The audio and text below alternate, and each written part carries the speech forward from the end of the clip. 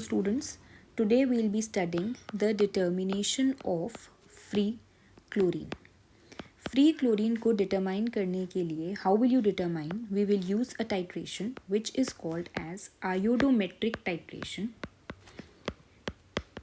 And iodometric titration, it is an indirect titration method. Indirect titration method मतलब direct उस चीज़ को हम titrate नहीं कर सकते, हम will use something and will titrate that. तो इसके केस में करते कैसे हैं हम लोग, या ये इनडायरेक्ट टाइट्रेशन से मेरा मतलब है क्या? इस इनडायरेक्ट टाइट्रेशन से मतलब है that we use to determine the concentration of an oxidising agent. आप एक ऑक्सीडाइजिंग एजेंट को उसकी कंसंट्रेशन को डिटरमाइन करोगे कैसे? Indirectly by titrating the liberated iodine. अब इसका क्या मतलब हुआ? Liberated iodine with a standard reducing agent. और ये जो स्टैंडर्ड रिड्यूसिंग एजेंट है ये हम ज़्यादातर कौन सा यूज़ करते हैं? Hypo solution. हाइपो सोल्यूशन को क्या बोलते हैं? Sodium thiosulphate Na2S2O3 which is called as hypo solution. ठीक है, इस तरीके से होता है. करते क्या है कि हम एक्सेस ऑफ KI ले लेते हैं, ठीक है, उसे किसी ऑक्सीडाइजिंग एजेंट में डालते हैं जिसकी वजह से आयोडीन लिबरेट हो जाता है. जो ये लिबरेटेड आयोडीन है आप इसको फिर टाइट्रेट करते हो किसके साथ? स्टैंडर्ड सॉल्यूशन के साथ. स्टैंडर्ड सॉल्यूशन क्या बताया मैंने? Hypo.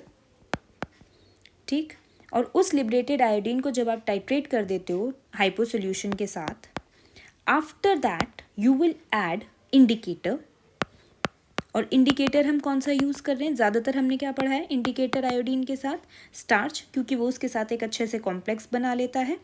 And because of this indicator which is called starch, हमें उसका एंड पॉइंट मिल जाता है जैसे ही आप टाइट्रेट करते हो. और एंड पॉइंट क्या होगा? स्टार्च का कलर डार्क ब्लू कॉम्प्लेक्स बनता है और टाइट्रेट करने के बाद वो कलरलेस हो जाता है. डार्क ब्लू या वॉयलेट कुछ भी, I am writing dark blue complex बनाएगा जिसकी वजह से कलर आएगा.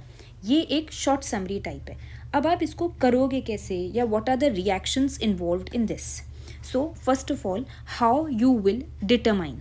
सो for the determination estimation of free chlorine is based on oxidation of KI. जो मैंने आपको बोला कि आप अपने KI को ऑक्सीडाइज कर दोगे, फटाफट से ऑक्सीडेशन हो जाएगा, आयोडीन में बन जाएगा.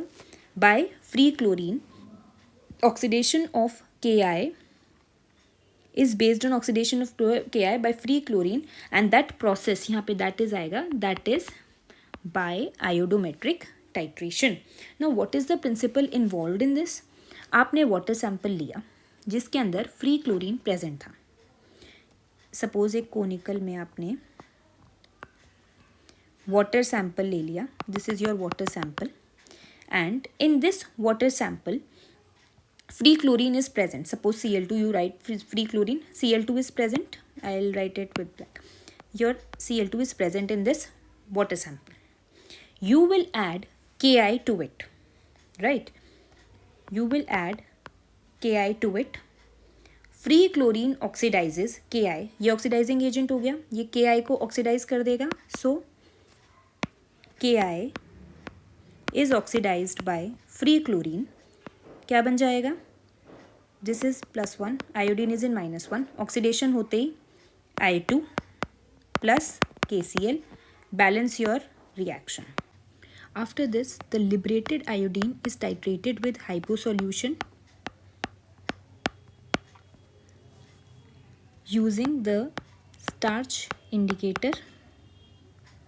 This hypo solution gets oxidized and iodine gets reduced to sodium iodide plus Na2S4O6.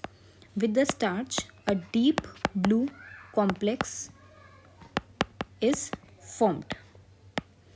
deep blue complex is formed with this starch as an indicator. So the end point is the, now what is the end point?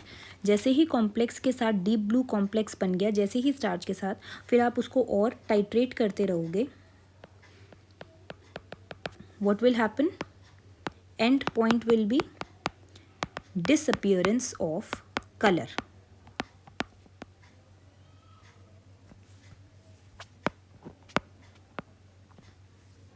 Fine. So this is the principle involved in the estimation of free chlorine. अब इसका procedure क्या है? The experimental procedure is you will take a known sample water volume. Titration flask में suppose हमने जो volume ली वो 50 ml ले ली, उसमें अब क्या डालना है? मैंने बोला ऑक्सीडाइजिंग एजेंट डालना है, उसमें आपने KI सॉल्यूशन डाला, क्लोरीन उसमें ऑलरेडी प्रेजेंट था वाटर में, वाटर सैंपल में तुमने KI और डाल दिया, उसको 5 मिनट्स तक डार्क में रखते हैं so that whole of the iodine is liberated. Then you will titrate it against your standard solution. Standard solution क्या था? हाइपो, यानी कि Na2S2O3. हाइपो था, स्टैंडर्ड है, नॉर्मेलिटी दे दी n/10. इंडिकेटर क्या यूज़ कर रहे हैं आप? Starch. So let V be the volume of the hypo solution used. Calculations कैसे होती है? सपोज इधर वाटर सैंपल लिख लिया, यहाँ पे हाइपो सॉल्यूशन लिख लिया, ये स्टैंडर्ड था तो नॉर्मेलिटी पता थी, इसको N1V1 रख लिया, ये N2V2 हो गया, इसकी नॉर्मेलिटी क्या थी? N/50. वॉल्यूम हमें पता करनी है, वाटर सैंपल की वॉल्यूम कितनी थी? 50. इसकी नॉर्मेलिटी हमें पता करनी है, राइट? तो नॉर्मेलिटी का फॉर्मूला क्या आ गया? This was 1/50. 1/50 into V upon 50. That makes it V/2500, right? ये तुम्हारी नॉर्मेलिटी निकल गई. स्ट्रेंथ निकालने का फॉर्मूला क्या होता है? Normality into your molecular weight.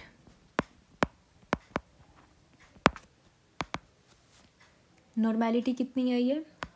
V/2500. What is the molecular weight? 35.5 grams per liter. So V/2500 into 35.5 grams per liter को mg per liter में करोगे, multiply by 1000 mg per liter. What your answer come out to be?